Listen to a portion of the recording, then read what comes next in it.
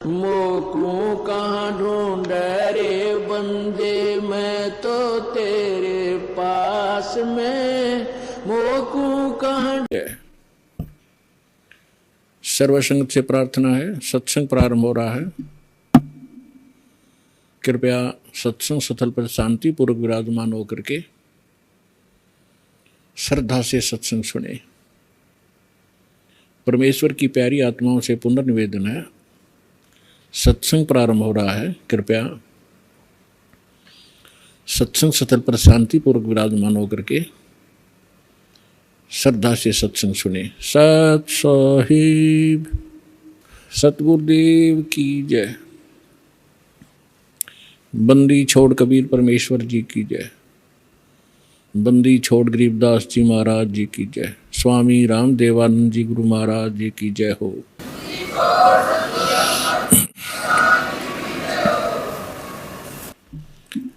Grieve Namo Namo सतपुरुष को नमस्कार गुरु के नहीं। सुर नर मुनि जन साधु संतों सर्वस दी नहीं। सतगुरु साहेब संत सब दंडोतम प्रणाम। आगे पीछे मध्य हुए तिनको जहाँ कुर्बान।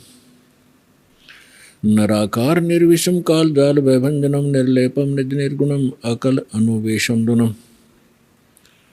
सोहम सुरति समाप्तम सकल समान निर्तल।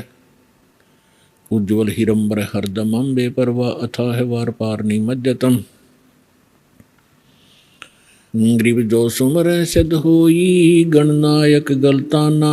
करो अनुग्रह सोई पारस पद परवाना। आदि गणेश मनाऊं गणनायक देवन देवा। चरण कमल लो लाऊं आद्यंत करूं सेवा। परम शक्ति संगीतम हृदय सिद्धिदाता सोई। अवगत गुण अतीतम सत्य पुरुष निर्मोही। जगदम्बा जगदीशम मंगल रूप मुरारी। तन मन अर्पों शीशम भक्ति मुक्ति भंडारी। सुर नर मुनि जन ध्यावे ब्रह्मा विष्णु महेशा। शेष सहस मुख गावे पूज्य आदि गणेशा। इंद्र कुबेर सरीखा वरुण धर्म राय ध्यावे। समरथ जीवन जी का मन इच्छा फल पावे। 33 कोटि अधारा ध्यावे से 88।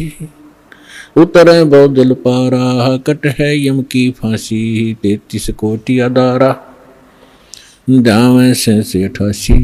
उतरे बहुजल पारा कट है यम की फांसी। कर जोरूं विनती करूं डरूं चरण पर शीश। गुरु जी राम देवानंद जी महाराज ने दियो नाम बख्शीश। कोटि कोटि सिजदा करूं हूँ कोटि कोटि प्रणाम। चरण कमल में राखियो मैं बांधी जाम गुलाम।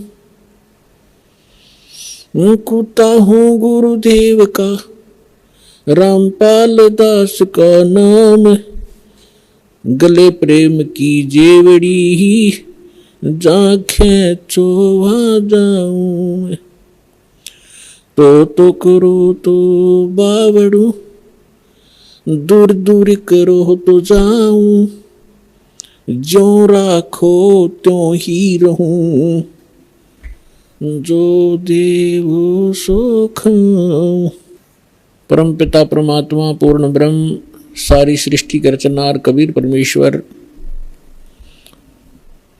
कबीर देव जी की असीम रजा से आप सभी पुण्यात्माएं परमात्मा की महिमा सुनने के लिए उपस्थित हुए। जिस प्राणी के जिस जीव के पूर्व जन्म के शुभ संस्कार उदय होते हैं उनको मानव शरीर प्राप्त होता है। और मानव शरीर प्राप्त करके जो प्राणी सत्संग उपलब्ध करते हैं, जिनको सत्संग प्राप्त होता है, वो और भी ज्यादा शुभ संस्कारी हंस होते हैं। परमात्मा कबीर परमेश्वर जी हमें याद दिलाते हैं, मानुष जन्म पाय कर जो नहीं रटे हरि नामे,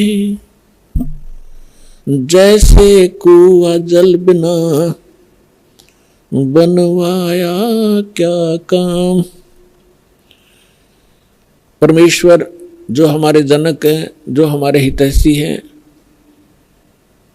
और जो हमें यथार्थ तत्व ज्ञान और यथार्थ भक्ति विधि बताने के लिए स्वयं ही यहाँ इस काल के लोक में प्रवेश होते हैं। सतलोक से अपने निज सुख में स्थान से चलकर वो भगवान आते हैं। वही आकर के हमें ज्ञान कराते हैं कि आप जिस लोक में रह रहे हो, ये लोक काल का है और काल के अर्थ से आप परिचित हैं। श्रीमद् भगवत गीता अध्याय नंबर 11 के श्लोक नंबर 32 में गीता ज्ञानदाता श्री कृष्ण जी में प्रवेश करके ये काल बोल रहा है। ये कह रहा कि अर्जुन, मैं काल हूं और सभी लोकों का नाश करने के लिए अब प्रवृत्त हुआ हूं। अब श्री कृष्ण जी तो पहले ही अर्जुन के साथ थे, तो श्री कृष्ण ये नहीं कह सकते कि मैं काल हूं और अभी सबको खाने के लिए अब प्रवृत्त हुआ हूं, अब मैं प्रगट हुआ हूं। ये काल कौन है, इसके विषय में रह रहकर सत्संग के माध्यम से बताया गया है और बताते रहेंगे। आज थोड़ा सा विषय दूसरा रहेगा। तो श्री कृष्ण जी के अंदर प्रवेश करके ये काल बोल रहा है। ये खुद कह रहा है कि मैं काल हूं और सबका नाश करने के लिए प्रकट हुआ हूं। तो इससे सहज समझ में आ सकता है, विचार किया जा सकता है कि जिसको हम भगवान मान रहे थे वो तो काल है, जिससे हम सुख की आशा करते थे उसके पास सुख नाम की वस्तु नहीं है। जैसे कोई अंगारों से, अग्नि से और शीतलता खोजने की चेष्टा करता है तो उसको ज्ञान नहीं है, किसी ने भ्रमित कर रखा है, उसको हाथ जला रहा है रह रहकर। ठीक इसी प्रकार अब तक जितने ऋषि महर्षि साधु संत हुए हैं जो परमात्मा से परिचित नहीं हो पाए, जिनको भगवान मिले नहीं, उन्होंने इस काल को ही परमात्मा जानकर इससे सुख प्राप्ति के लिए हजारों वर्षों तक अपने शरीरों को गला दिया सुख की प्राप्ति में। अब प्रश्न यही उठता है कि जहां अंगारे बरस रहे हों और वहां पर शीतलता की आशा जो करता है तो वो अज्ञानी व्यक्ति होता है। तो अभी तक हम अज्ञानी थे इस काल के लोक में और हम सुख खोज रहे थे। तो परमेश्वर ने आके बताया कि जिसको आप सुख मानते हो, किसको सुख मानते हो? जो निर्धन है वो सोचता है कि धनवान सुखी, धनवान ये सोचता है कि राजा सुखी, धनी सोचता है कि मेरे सामने भी बहुत सी प्रॉब्लम आती हैं, समस्याएं आती रहती हैं, कहीं चोरी का डर है, कभी कोई टैक्स देना पड़ता है, कभी कुछ करना होता है, तो वो सोचता है कि राजा सुखी। परमात्मा कहते हैं राजा को स्वप्न में भी सुख नहीं होता। राजा लोग अंत में वो सोचते हैं कि स्वर्ग के देवता सुखी होंगे। स्वर्ग के देवता सोचते हैं कि इस इंद्र को सुख घना है क्योंकि वो देवताओं का राजा है। अब इंद्र की हिस्ट्री कहानी आप पढ़ोगे पुराणों के अंदर, इंद्र जैसा दुखी प्राणी नहीं। इंद्र सोचता है कि ब्रह्मा विष्णु महेश सुखी होंगे, मुझे सुख नहीं, क्योंकि उसको पता होता है जितना निर्धारित समय उसका होता है उसको पूर्ण करने के उपरांत वो फिर 84 लाख योनियों में सबसे पहले गधे की योनि से प्रारंभ करता है अपने 84 लाख प्रकार के कष्टों में, जो प्राणियों के शरीरों में कष्ट उठाने होते। तो उसको रह रहकर वो बात याद रहती है कि इसके बाद मेरी ये हालत होगी, लेकिन उस झूठे सुख को वो छोड़ नहीं पाता, और छोड़ भी दे तो उसके पास विकल्प नहीं कि करूं क्या। ब्रह्मा विष्णु महेश सोचते हैं कि हम सुखी नहीं, क्योंकि उनका इतिहास देखिएगा। आप पुराणों को कभी पढ़ा हो, नहीं तो रिमाइंड करना कभी कभी। अब थोड़ा सा उदाहरण देंगे आपको। जैसे भगवान शंकर जी को हम भगवान मानना करते थे, कंप्लीट गॉड मानते थे, मृत्युंजय कालज्जय सर्वेश्वर महेश्वर कहा करते थे। इसको हम कहें कुछ भी, लेकिन ये परमात्मा नहीं है, कंप्लीट गॉड नहीं है। उदाहरण के लिए ये सुखी भी नहीं है। कैसे? एक समय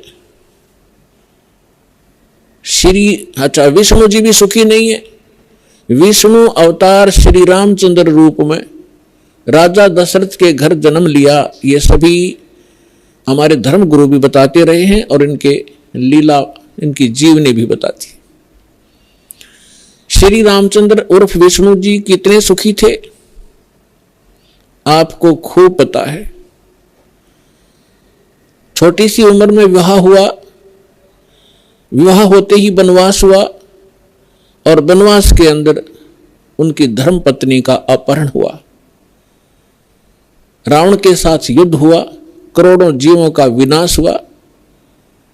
उसके बाद फिर वापस आए, लेकर अपनी धर्म पत्नी सीता जी को घर पे लेकर आए। किसी धोबी के कहने से उनको घर से निकाल दिया, गर्भवती को।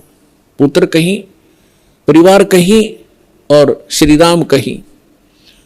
वो प्राणी सपने में सुखी नहीं हो सकता जिसके बालक दुखी हो कि तो जंगल के अंदर। जिस समय श्री रामचंद्र जी को वनवास प्राप्त था, सीता जी का अपहरण हो चुका था, श्री रामचंद्र जी विलाप कर रहे थे, रो रहे थे सीता जी की खोज में। ऊपर से भगवान शंकर अपने द्वीप से, अपने लोक से श्री रामचंद्र जी अर्थात विष्णु जी को प्रणाम कर रहे थे। ऊपर से पार्वती जी की दृष्टि पड़ी कि ये किसको प्रणाम कर रहे हैं महेश्वर। पूछने पर पता चला कि नीचे जो व्यक्ति रो रहा है, वृक्षों से लिपट लिपट कर रो रहा है, पशुओं से गले मिल रहा है, उनसे पूछ रहा है मेरी सीता कहाँ गई, उसको ये प्रणाम कर रहा है। उसको विष्णु भगवान का अवतार बता रहा है कि भगवान विष्णु है। पार्वती जी को ये बात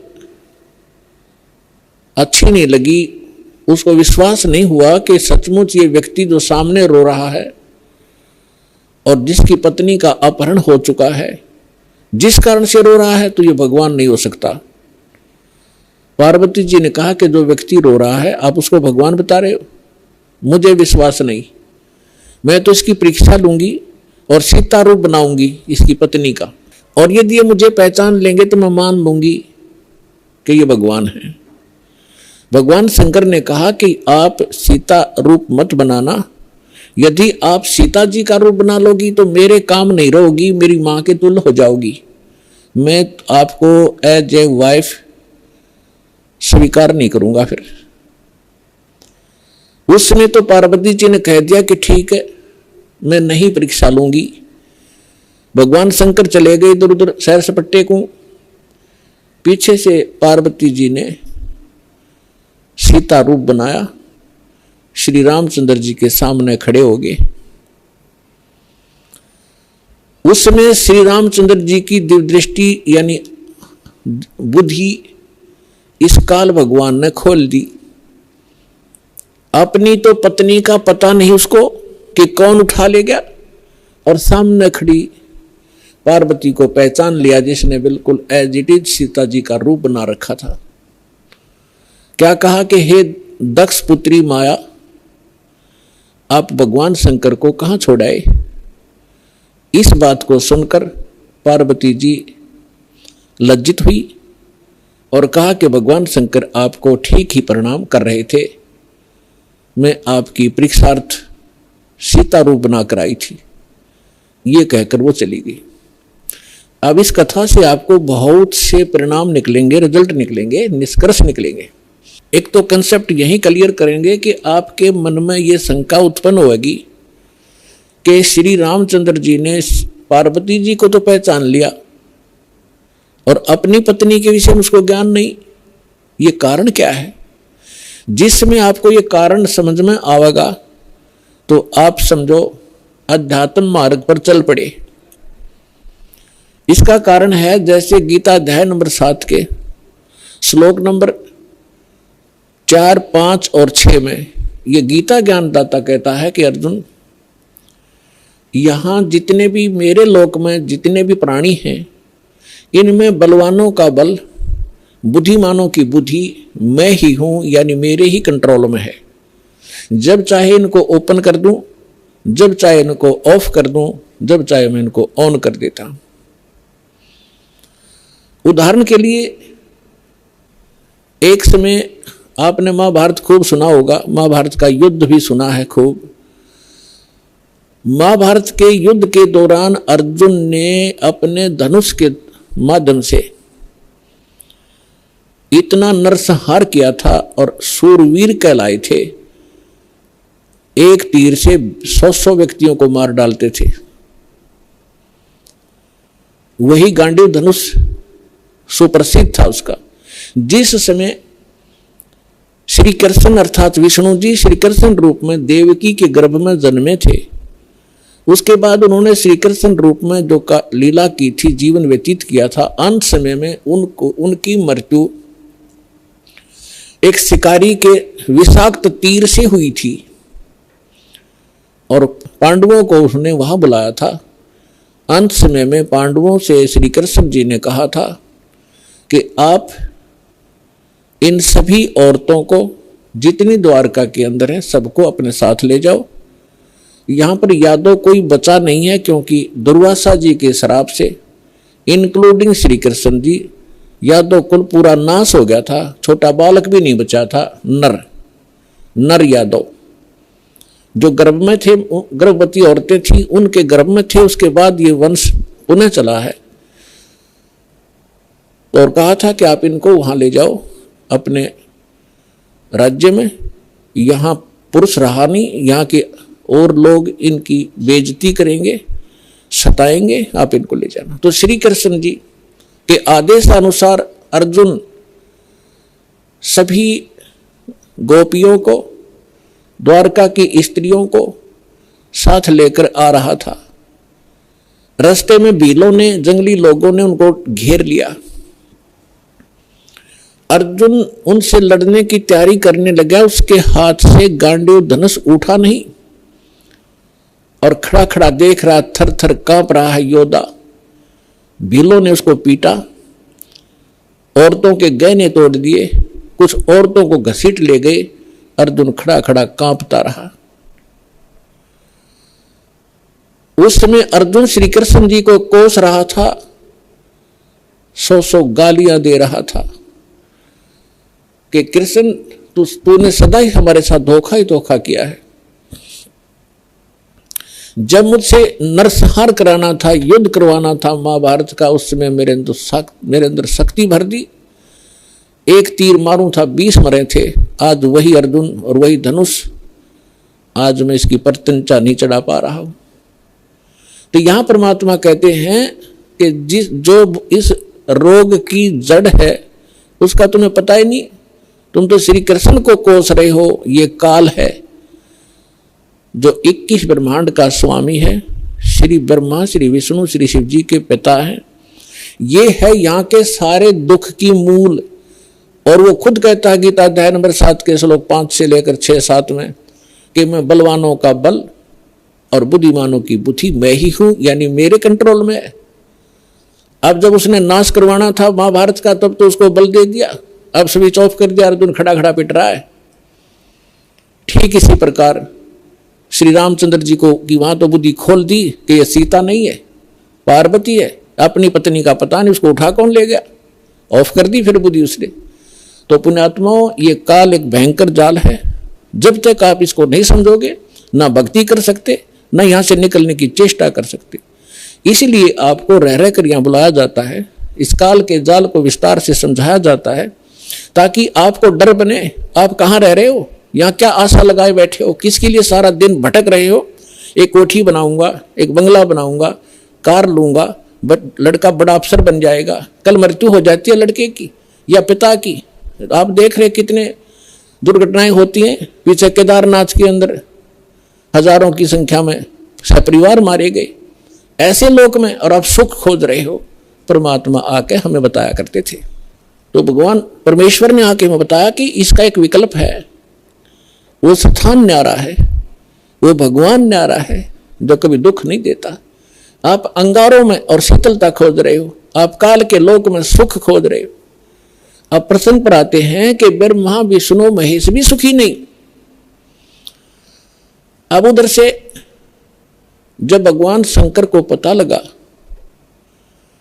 कि काल के हाथ में बुद्धि, उसने बुद्धि ऑन कर दी शंकर भगवान की, दिव्य दृष्टि से देखा और अपनी पत्नी से पूछा कि तू क्या सीता रूप बनाकर गई थी तू? तो उसने मना कर दिया कि नहीं, मैं नहीं गई भगवान, मैं नहीं गई, कि झूठ बोलती है तू झूठ बोलती है। इस बात से वो झिझक गई और चुप हो जाना ही उसका स्वीकृति मानी गई कि सचमुच इसने गलती की है। तो भगवान शंकर ने पार्वती जी से अपनी पत्नी के रूप में उससे व्यवहार करना बंद कर दिया, बातें करना भी बंद कर दी। एक तरफ मौन साध कर बैठा रहते थे, बहुत ही कम बोलने लगे और कहने लगा कि मैंने आपको एक वफादार माना था, आपके ऊपर मैं वो विश्वास करता था कि मेरी धर्मपत्नी कभी मेरे को डिसीव नहीं करेगी, धोखा नहीं दे सकती। और जब आप मुझे धोखा दे सकते हो तो फिर बाकी संसार से मुझे क्या लिंक रहा, क्या विश्वास रहा।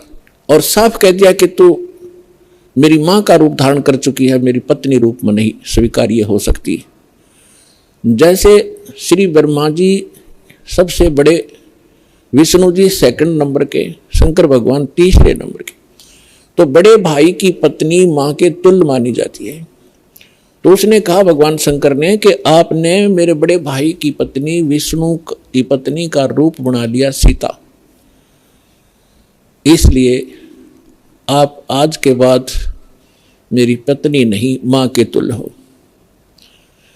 अब वो समझ गई कि इन्होंने जो फैसला ले लिया अटल होता है। 10 दिन 20 दिन महीना 6 महीने वर्ष इंतजार की, लेकिन रिजल्ट निल रहा। भगवान शंकर ने उनसे कोई बात नहीं की, हमेशा क्षुब्ध रहते थे। तो पार्वती, अब मां, लड़की को क्या होता है जब ससुराल के अंदर दुख होता है तो अपने पीहर को जाने की सोचती है, उसका तीसरा विकल्प नहीं होता। तो पार्वती ने सोचा कुछ दिन अपने घर चली जाती हूं, इनका दिमाग ठीक हो जाएगा। ये सोचकर पार्वती अपने पिता दक्ष के घर पर आ गई। और राजा दक्ष ने उस समय एक यज्ञ कर रखा था और एक नियम है ब्राह्मणों ने बना रखा था, ऋषियों ने, कि जब भी कोई यज्ञ करे तो अपनी सभी बेटियों को, संबंधियों को और उनके पतियों को, दामादों को आमंत्रित किया जाए और प्रतिदिन उनको आदर के साथ उनको प्रतिदिन दक्षिणा दी जाए जैसे ब्राह्मणों को देते हैं। तो ऐसा नियम था कि जितनी भी राजा दक्ष की अन्य बेटियां थी वो सभी आमंत्रित थी और उनके पति यानी दामाद भी आमंत्रित थे। सबके आसन उचित स्थान पर सबको बैठा रखा था। जितने समय तक यज्ञ का और सत्संग का प्रयोजन चलता था, 2-4 घंटे 10 घंटे, तो उस समय सभी अपने अपने आसन पर विराजमान रहते थे।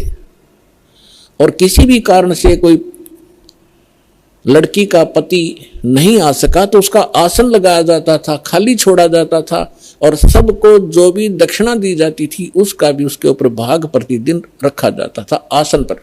तो जो ही पार्वती जी उस अपने घर पे पहुंची, पता चला कि पिताजी ने यज्ञ कर रखा है और ये यज्ञ 2-3 दिन से चल रहा है।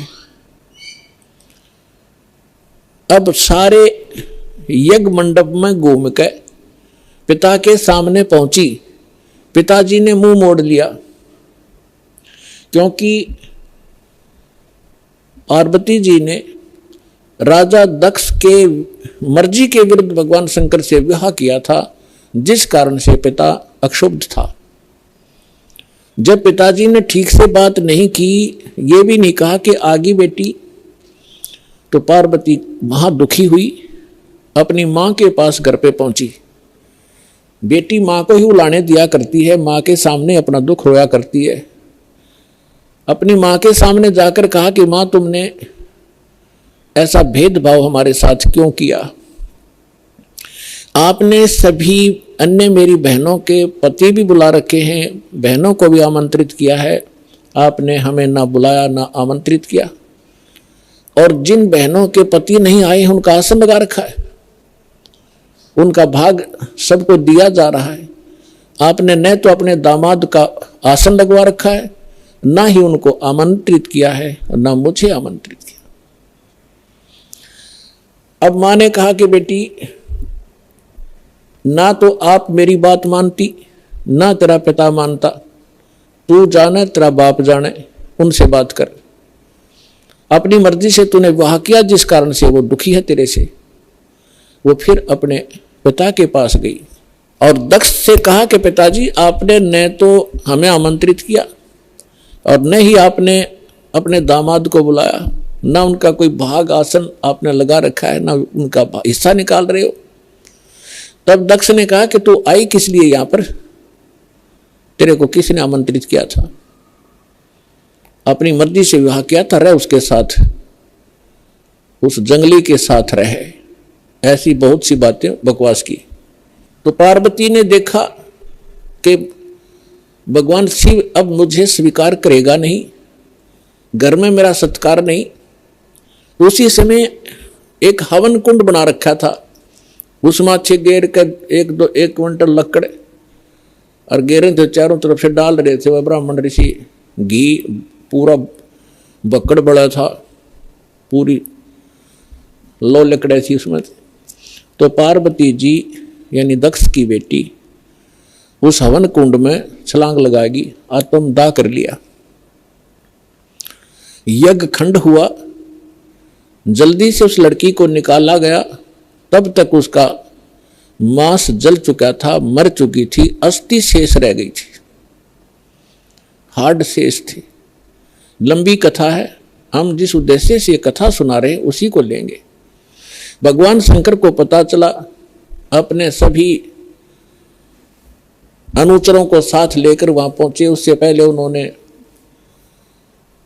भैरव को भेजा, उसने आकर के वहां, बहुत सी लंबी कहानी है। भगवान विष्णु भी विद्वान थे उस यज्ञ में, भगवान ब्रह्मा जी भी विद्वान थे। जब उनको पता चला कि भगवान शंकर अपनी सेना के साथ आ रहे हैं, तब ब्रह्मा जी तो पहले भाग गए, विष्णु जी भागने लगे। तब शंकर दक्ष ने कहा कि भगवान, मैंने आपकी ही सुरक्षा में ये यज्ञ किया था, आप भी मुझे आपत्ति में छोड़ कर जा रहे हो। तो भगवान विष्णु फिर रुक गए थे, उन्होंने लड़ाई की, लड़ाई में फिर वो काफी परास्त हुए, शतब्द हो गए, फिर भाग गए वह वहां से छोड़कर। ये पुराण में वर्णन है, शिव पुराण में। कहने का भाव ये है कि भगवान शिव ने आकर के राजा दक्ष की गर्दन काट दी। अन्य के कहने से फिर उनको दोबारा जीवित किया गया, जैसे कोई बकरा लाकर उसके मुख पर लगा दिया। पुराण की कथा आपने खूब सुन रखी। हम इस विषय पर आएंगे अपनात्मा, जैसे यहां फिर एक शंका उत्पन्न हो जाएगी आपको कि भगवान शिव ने राजा दक्ष को जीवित कर दिया और बकरे की गर्दन लगा दी,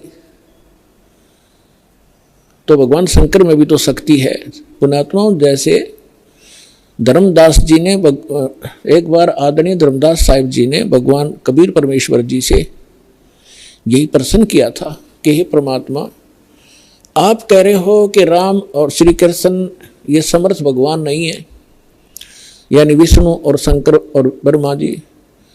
विष्णु जी के अवतार श्री कृष्ण जी आए हुए थे, उन्होंने राजा मोर ध्वज के घर पर एक लीला की थी जाकर, दो साधु रूप बना के, और राजा मोर ध्वज ने अपने पुत्र ताम्र ध्वज को आरे से चीर दिया था, भगवान श्री कृष्ण जी ने उसको जीवित कर दिया था।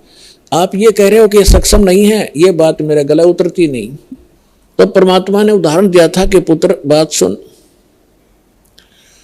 यहां तो मोर ध्वज के पुत्र ताम्र ध्वज को श्री कृष्ण जी ने जीवित कर दिया आरे से दो फाड़ कर होने के उपरांत, और उसका सगा भांजा सुभद्रा पुत्र अभिमन्यु महाभारत के युद्ध में मारा गया था, पांडवों का कुलनाश हो रहा था, हाहाकार मची थी, श्री कृष्ण रो रहा था, उसकी बहन रो रही थी, पांचों पांडव टक्कर मार रहे थे। उस समय अभिमन्यु को जीवित नहीं किया उसने। उस समय कहां गई थी उनकी वो सामर्थ्य? तब धर्मदास जी ने कहा था, भगवान इसका उत्तर भी आप ही दे सकते हो, हम तो बस इतने बच्चों जैसे प्रश्न है हमारे, बच्चों जैसी बुद्धि है हमारी, ये भी बात सही आपकी कि वहां क्यों ना जीवित किया उसको। तो परमात्मा ने कहा कि ताम्र ध्वज लड़के की आयु शेष थी, और जिसकी आयु शेष है, ये डॉक्टर एक टांग काट कर दूसरी जगह लगा देते हैं, यहाँ की खाल उतारी वहां जोड़ देते हैं, ये तो वैज्ञानिक कर देते हैं इस काम को। और जिनकी आयु नहीं रहती है डॉक्टर फेल हो जाते हैं, खुद डॉक्टर हार्ट अटैक का हार्ट का स्पेशलिस्ट डॉक्टर, और हार्ट की बीमारी से ग्रस्त, और हाथ में गोली टेबलेट खा भी नहीं पाया, 1 मिनट में सांस पूरा हो गया। तो भगवान से बड़ा ना कोई विज्ञान है, ना ये छोटे भगवान है। भगवान तो भगवान ही है, वो समर्थ है, सत्य पुरुष है। तब परमात्मा ने बताया कि ताम्र ध्वज की आयु शेष थी, अभिमन्यु की आयु इतनी ही थी, और ये भगवान इतना ही काम कर सकते हैं। आयु शेष थी तो उसकी राजा दक्ष को दूसरे गर्दन जोड़ दी, चल भाई, लेकिन ये सक्षम नहीं है। अब आगे देखना क्या होता है कि भगवान शंकर ने पार्वती जी की अस्थियां उठा ली और 10,000 वर्ष तक उसको सीने से लगा के पार्वती पार्वती दक्ष माया दक्ष पुत्री करते करते पागलों की तरह भटकता रहा। अपने आत्मा अब ये हम भगवान ब्रह्मा, भगवान विष्णु, भगवान शिव जी को सुखी माने, ये सुखी है, ये सुखी व्यक्ति के लक्षण है। 10,000 वर्ष तक पागलों की तरह खाना ना पीना ना, हाय पार्वती, हाय दक्ष माया, हाय दक्ष की पुत्री। तो हमारे पास ज्ञान का टोटा था, जिस कारण से हमने प्रत्येक को भगवान और समर्थ मान लिया। देखो ऐसा नहीं कह रहा दास, ना मेरे भगवान ने कहा कि ब्रह्मा विष्णु महेश बिल्कुल यूजलेस है, ये जितने सक्षम हैं, जितनी इनकी सामर्थ्य है उतना बताया है। जैसे एक स्टेट का, प्रांत का मंत्री होता है, और उस मंत्री को, प्रांत के मंत्री को कोई प्रधानमंत्री मान रहा है, तो वो भूल है उसकी। तो परमेश्वर ने और परमेश्वर से प्राप्त ज्ञान से इस दास ने ये इतनी भूल मिटाई है कि जिसको आप समर्थ शक्ति मान रहे थे, श्री ब्रह्मा, श्री विष्णु, श्री शिव जी, दुर्गा आदि को, ये समर्थ नहीं है। ये केवल 21 ब्रह्मांड के अंदर एक ब्रह्मांड, 21 ब्रह्मांड इस काल के, इसमें 21 प्रांत समझ लो। एक प्रांत में ये एक विभाग के मंत्री हैं, रजोगुण विभाग के ब्रह्मा जी, सतोगुण विभाग के विष्णु जी, तमोगुण विभाग के शंकर जी, बस इतने मालिक हैं ये। और ये किसी के संस्कार को कम और अधिक नहीं कर सकते, वर्क डन ही देते हैं, अपना किया कर्म ही प्राप्त कराते हैं। समर्थ परमात्मा, परम अक्षर ब्रह्म, सत्य पुरुष कबीर साहिब जी, ये हमारे प्रारब्ध के अंदर, यानी हमारी किस्मत में लिखी हुई हमारे पाप कर्मों का नाश करके, और पाप कर्मों हमें सुखी कर देते हैं। हमारी मृत्यु होनी हो उसको टाल देते हैं। हमारा और भी कोई आपत्ति होनी है, कोई अक्षति होनी है, उसको भी वो जो पाप कर्म से होनी थी, और पाप कर्म नाश हो गया, उस कर्म से ही तो हानि होनी थी, कर्म परमात्मा ने कैंसिल कर दिया तो सुख हुआ। तो ये केवल समर्थ परमात्मा ही कर सकते हैं। अब दास आज ये बता रहा था आपको कि परमात्मा ने हमें आकर के ये बताया है कि इस काल के लोक में और आप सुख खोज रहे हो। जिनको आप परमात्मा माना करते थे, थारे भगवान, आपके भगवान सुखी नहीं, कभी सपने में सुख नहीं हुआ उनको। भगवान श्री कृष्ण जी का जन्म हुआ, मामा दुश्मन बन गया, जेल में जन्म हुआ और मामा शत्रु पीछे पड़ा रहा। कभी जरा सिंह मारने आ रहा है, कभी शिशुपाल लठ उठा रहा है, कभी जरा सिंह, कभी काल्यवन आ गया। आखिर में भगवान ने, यानी ये तीन लोग क्या, जो इतना सामर्थ्य है इस मालिक ने, अपने को राहत प्राप्त करने के लिए कि शायद कुछ सुख का सांस मुझे आ जावे, मथुरा छोड़ दी और द्वारका बनाई। बहुत दूर जाके जंगल होते थे पहले, बीच में बिल्कुल कट ऑफ हो जाता था, पता भी नहीं लगता था कहाँ चले गए लोग। द्वारका समुद्र के अंदर एक टापू में जाकर अपना जीवन निर्वाह किया। और अंत कैसा हुआ श्री कृष्ण जी का? अब भगवान सूक्ष्म वेद में बताते हैं, एक समय द्वारका के किनारे, द्वारका की बनी में, एक तो होता जंगल, एक होती है बनी, यानी स्मॉल फॉरेस्ट, छोटा जंगल जो गांव के नगर के आसपास होता है, उसको बनी बोलते हैं। तो वहां बनी में जाकर दुर्वासा ऋषि बैठ गए और दुर्वासा ऋषि के विषय में बहुत प्रसिद्धि थी, उसका बड़ा बोलबाला था। वेल नोन हो रहे थे कि भूत, भविष्य और वर्तमान के वे पूर्ण ज्ञाता है। और उस समय यादव 56 करोड़ हो गए थे संख्या में, 56 करोड़ द्वारका के अंदर रहने वाले। और भगवान श्री कृष्ण जी ने कुछ एक ऐसे शरारती तत्वों को मार डाला था जिस कारण से वो हीरो पाक गए थे। प्रत्येक के हृदय में ये हो गया था कि इनसे ताकतवर पृथ्वी पर कोई नहीं, जिस कारण से यादव अभिमानी हो गए थे।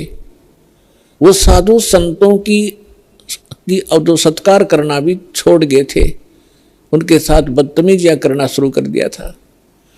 इसी बहम में उनका वो टाइम आ गया नाश होने का। अहंकार पुण्यात्माओं कोय कर दियो, अंत में उसको बहुत भारी चोट लगेगी। जीव ही रहना चाहिए, जीव को अपनी औकात का पता लगा रहना चाहिए ताकि वो आधीन बनकर रहे। आधीनी के पास है पूर्ण ब्रह्म दयाल, मान बड़ाई मारियो बेअदबी सिरकाल। विभिक्षण का भाग बडेरा, 10 सातन आया तिस डेरा, 10 सातन आया विश्वे बीसा, अर्ता को लंक दे बख्शीसा। ये उदाहरण देकर समझा रहे परमात्मा के अधीन व्यक्ति के साथ भगवान होता है। और यहाँ के जो झूठे मूठे सुख हैं वो भी उस अधीन और भक्त को ही प्राप्त हुआ करते हैं। रावण ने कितनी भक्ति की, सिर भी काट कर चढ़ा दिए, लेकिन अभिमान नहीं गया। जिस लंका को वो रखना चाहता था उस लंका को उसे भी हाथ धोना पड़ा अंत में उस अहंकारी प्राणी ने। और एक अधीन बनकर भगवान की भक्ति करता था। परमात्मा आए हुए थे, मुनिंदर नाम से आए थे त्रेता युग में, जब मंदोदरी और विभीषण परमात्मा के शिष्य हुए थे। और परमात्मा के ज्ञान से आधीनी आती है, आधीनी शिक्षा पर सभी भगत के गुण संपन्न होते हैं। और जिसके अंदर भगत के गुण है वह भगवान रहता है। जिस कारण से विभीषण को वो लंका भी प्राप्त करवाई दाता ने, और रावण उस लंका को रख नहीं सका। वो भक्ति भी करता था लेकिन अभिमान नहीं कहा। तो कहने का भाव यह है कि इस सत्संग से आपको हर एक पहलू पर रोशनी दी जाएगी ताकि आप परमात्मा के इस तत्व ज्ञान की रोशनी से कहीं ठोकर ना खावें, कहीं गिर ना जावें, अपना काम ना बिगाड़ लें। ये फाउल पॉइंट आपको गिनवाए जा रहे हैं भक्ति के अंदर जो होते। तो यहाँ परमात्मा कहते हैं कि आदीनी के पास है वो पूर्ण ब्रह्म दयाल, मान बड़ाई मारियो हो बेअदबी सिरकाल। विभीषण का भाग बडेरा, कि बड़भागी था विभीषण के 10 सातन आया तिस नेड़ा, कि उसके पास आधीनी आई। विभीषण का भाग बडेरा, दासा तन आया तिसनेरा। दासा तन आया विश्वे बीसा, जाको लंक दई बख्शीसा। ऐसा दासा तन है भाई, लंक बख्शते वार न लाई। फिर परमात्मा कहते हैं कि उस नम्र आत्मा विभीषण भगवान की सत भक्ति करता था, तो यह झूठा सुख भी अगर तुम्हें चाहिए तो भी इस तरीके से मिलेगा। अधीन रहो, जब तक रहो आपको सुख का सांस रहेगा और फिर मोक्ष प्राप्त हो जाएगी। अब हम आते हैं उसी प्रसंग पे कि यादव सभी भगवान श्री कृष्ण जी की आड़ में अहंकारी हो गए, साधु संतों का सत्कार त्याग दिया, उनके साथ मजाक करने लगे। तुम क्या हो, तुम भटकते फिरते हो जंगल में, हैं अपना कोई धंधा करके क्यों नहीं खाते हो, इस तरह की भाषा बोलने लगे। उस समय दुर्वासा जी उस बनी में जाकर बैठ गए, द्वारका के बाहर थोड़ी सी दूरी पे। और द्वारका के अंदर इस बात की एक ऐसी रूमर चली, चर्चा का विषय बना कि एक महापुरुष आए हैं दुर्वासा जी, बड़े पहुंचे हुए संत हैं और भूत भविष्य और वर्तमान की सब जानते हैं। श्री कृष्ण जी के पुत्र परदुमन और उसके साथियों ने मिलकर एक कुबद सूझी। उन्होंने एक फैसला लिया कि भाई ऐसे सुन रहे हैं कि ये दुर्वासा जी बड़े पहुंचे हुए महापुरुष हैं और भूत भविष्य की सारी जानते हैं, इसकी परीक्षा लेते हैं। उन्होंने क्या किया कि परदुमन को, श्री कृष्ण जी के पुत्र को एक स्त्री का स्वांग करवा दिया, स्त्री के कपड़े बना दिए और एक गर्भवती स्त्री का स्वांग बना दिया। पेट के ऊपर एक कढ़ाया, जैसे छोंक छांक लाने की छोटी सी कढ़ाई हो घर में रसोई में, एक छोटी सी कढ़ाई पेट का बांध दी और ऊपर के उसका लोगड़ बांध दिया रुई सी, फिर कपड़ा बांध दिया और ऊपर के और ताले कपड़े पड़ा दिए और मुंह ढक लिया, घूंघट काट के चल पड़ी। 10-12 उसके साथ और जो शरारती स्कीम बना कर गए थे वो गए।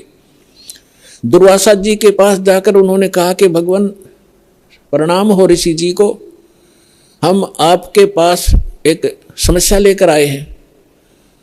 दुर्वासा जी ने पूछा, बोलो भाई क्या है तुम्हारी समस्या? कि ये व्यक्ति और ये इसकी पत्नी, इनके विवाह को 10-12 वर्ष हो गए थे ऋषि जी, अब भगवान ने दया बख्शी है या गर्भवती हुई है और ये उतावले हो रहे हैं। आपके बारे में सुना है कि आप भूत भविष्य और वर्तमान की सारी जानने वाले हो, तो ये आपसे ये पूछना चाहते हैं कि इसका लड़का होगा कि लड़की। अब दुर्वासा जी ने अपनी दूरबीन ला के देखा, देव दृष्टि, उसे वो समझ गया कि बकवास कर रहे हैं रामजादे।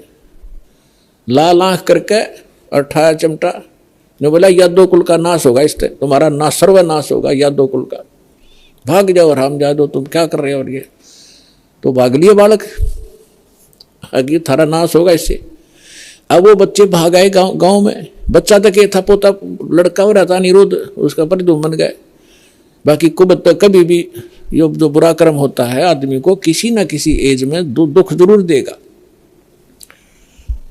तो नगर में जब आए उन्होंने सबको बताया कि ऐसे ऐसे हम गए थे। दुर्वासा जी तो सचमुच जान गए, वो तो सचमुच जानकार है। उन्होंने बता दिया कि ये गर्भवती नहीं है और तुम्हारा नाश होगा, जिससे तुमने गर्भ बना रखा है इसका, इससे तुम्हारा नाश होगा।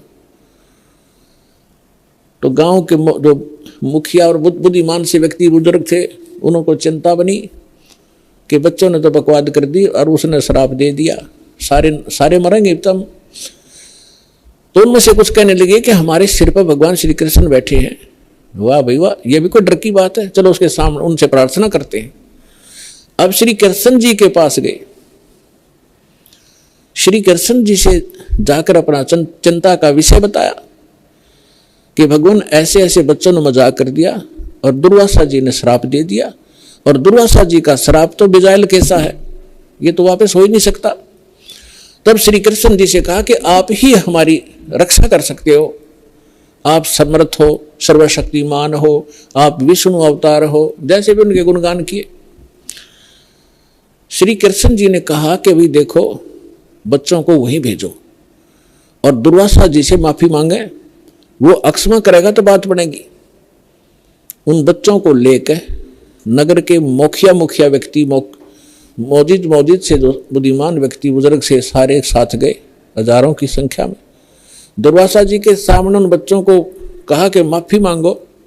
उन्होंने प्रणाम किया, माफ़ी मांगना चाहा, अक्षमा याचना की, लेकिन दुर्वासा जी ने कहा कि जो मेरे मुख से वचन निकल गया वो वापस नहीं हो सकता।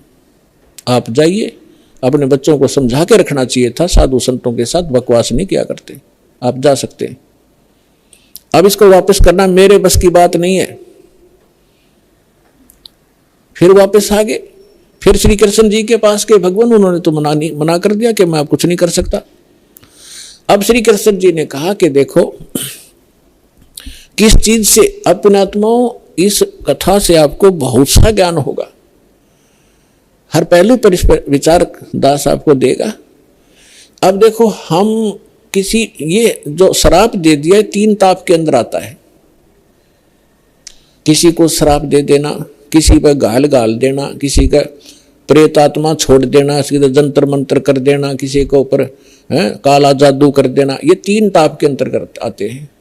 और इन 3 तापों के दुख से पूरे यादोग्रस्त हो गए। और श्री कृष्ण भगवान कल आवे, श्री कृष्ण जी उस ताप से मुक्त नहीं कर सका, उनका नाश हुआ लास्ट में। हालांकि समाधान भी बताया उन्होंने। अब और जितने इनके पुजारी हैं, राम कृष्ण ब्रह्मा शंकर भगवान के जो संत हैं, उनके गुरु बने उन पदों पर बैठे हैं, वो भी समाधान बताते हैं। जब श्री कृष्ण जी के समाधान बताने से जो साधना क्रिया उसने बताई, उनके करने से कुछ लाभ नहीं हुआ, तो ये इनके जो पुजारियों के बताए हुए समाधान से आप क्या लाभ लोगे, इससे इतना निष्कर्ष निकलेगा। अब क्या हुआ कि श्री कृष्ण जी ने कहा कि देखो, चिंता मत करो, सीधा सा हल है इसका कि किस से हमारा नाश होगा, कि जो कढ़ाई बांधी थी पेट पे, लोहे की कढ़ाई, और जो कपड़े पहन रखे थे, वो लोगड़ रुई लगा रखी थी, इनको तो जला दो, कपड़ों को तो। रही बात कढ़ाई की, उस कढ़ाई को प्रभास क्षेत्र में चले जाओ, जमुना के किनारे सारे, और अपने ड्यूटी लगाओ 5-5, 10-10, 20-20 व्यक्तियों की डेली, कि उस कढ़ाई को पत्थर पर घिसा कर उसका चूरा बनाकर जमुना में फेंक दो। ना रहेगा बांस और ना बजेगी बांसुरी। सबने बड़ा अच्छा लगा कि भगवान श्री कृष्ण ने तो कमाल कर दिया, वाह भगवान, वाह भगवान। कि वो गुरु भी थे, श्री कृष्ण जी आध्यात्मिक गुरु भी थे पांडवों के और यादों के। तो इस बात को सुनकर सभी ने खुशी मनाई कि ठीक है, ना रहेगा बांस ना बजेगी बांसुरी। लगा दिए 20-20, 50-50 व्यक्तियों की सेवा कि जाओ जहाँ भगवान ने बताया उस क्षेत्र में जाके, प्रभास क्षेत्र में, और जमुना के किनारे पत्थरों पर घिसा के चूरा बना दो। अब घिसाने से पहले दोनों कड़े थे, वो कड़े तोड़े पहले तो अलग अलग पकड़न के। अब उन कड़े घिसाने की ड्यूटी अलग दे दी 4-4, 5 की, कि तुम्हारी ये कभी कितने दिन में घिसाओ इनको। बाकी उन्हें घिसा के सूखा वो कड़ा चूरा बना दिया। एक के पास 2-4 को कड़ा मिला था, जिसने लास्ट में थोड़ा सा रह गया था, वो गोल गोल चमक गया, तो उस चमकदार सा घिसाने से चारों तरफ से चमक गया वो। तो उसने सोचा, जो आलसी सा था, सब ने अपना काम कर दिया, मेरा भी घिसा नहीं, तो उसने सोचा इसे कड़े में के बिजली पड़ा, यूं की उसने जंगल में उस जमुना में फेंक दिया वो कड़ा। बाकी शेष कढ़ाई घिसा दी थी, उसका चूरा बना दिया। अब वो किसी मछली ने खाद्य पदार्थ जानकर वो खा लिया। उस मछली को पकड़ लिया एक शिकारी ने, जिसका नाम बालिया नाम का एक दीमर था, जो मछियारा था। उसने पकड़कर मच्छी जब ले गया, वह काटी, मछली काटी तो उसमें से सफेद धातु निकली, बहुत चमकीली। तो शिकारी ने सोचा कि ये हो ना हो कोई अच्छी फौलाद होगी या कोई चांदी ना हो। वो लेके गया सुनार के पास। सुनार कहने लगा, भाई ये चांदी नहीं है, ये तो अच्छा फौलाद अच्छा है। वो लोहार के पास ले गया। लोहार ने कहा कि बहुत अच्छा इस्पात है और इसका क्या बनाऊं। तो शिकारी ने कहा कि मेरे इस तीर का आगे का एरो बना दे, मेरे सर के ऊपर डाल दे, इसने बना के विषाक्त बना देना। तो उसका तीर के जो बाण होता है, तीर का, उस बाण के आगे एक गोल एरो होता है तीखा, ताकि वो पशु पक्षी के जाके सीधा लगे, मार दे उसको। तो वो विषाक्त बनवा लिया। उधर से कुछ दिनों के बाद, उधर से जिन्होंने वो चूरा फेंका था जमुना में, उसका घास उग गया, जैसे डाब कुश, जैसे कुश होती है ना, कुशा की तरह, और जैसे ईख देखा हो, ईख जैसे पत्तों का, और तेज धार के पत्ते उसके, जैसे आपने, हमें मालूम है कि जैसे कई बार डाब होती है जिसको कुश बोलते हैं, कुशा, उसके इतने तीखे पत्ते होते हैं, उंगली का लपेटा आ जाए तो उंगली काट देता, वो आधे से ज्यादा काट देता, आदि इतने तेज पत्ते होते हैं। लेकिन वो तो दुर्वासा के श्राप से शापित था, वो एक ऐसा घास उग गया।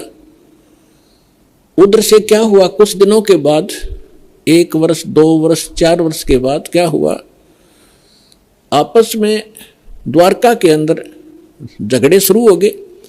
छोटे बड़े की लाज रही नहीं, थोड़ी सी बात पर मार काट मचा दी, छोटी सी बात पर कत्लेआम करने लगे। फिर गांव के लोग पहले धार्मिक बहुत होते थे, अभी तक हुआ करते थे, गांव के अंदर कोई भी आपत्ति होती थी साधु संतों से उसका विकल्प, उसका समाधान चाहा करते थे कि किसी तरह शांति हो नगर में।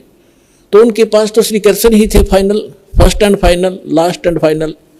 श्री कृष्ण जी के पास गए, श्री कृष्ण जी से बताया कि भगवान पता नहीं नगर में क्या बढ़ गया, क्या घुस गया नगर के अंदर, कोई किसी की बात सुनने को तैयार नहीं, बड़े छोटे की लाज रही नहीं, जरा सी बात होती है लट्ठम लट्ठा कत्लेआम होने लगे। भगवान कोई दया बख्शो, कोई समाधान बताओ इसका।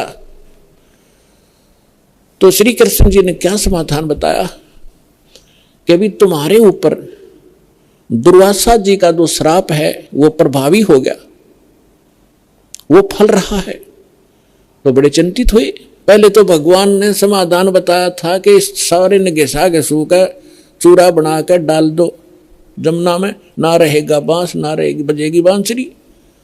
जब वो इस बात से संतोष पाया था लोगों ने कि चलो हो गया समाधान, और आज फिर श्री कृष्ण जी वही कह रहा है कि दुर्वासा जी का श्राप तुम्हारे ऊपर फल रहा है।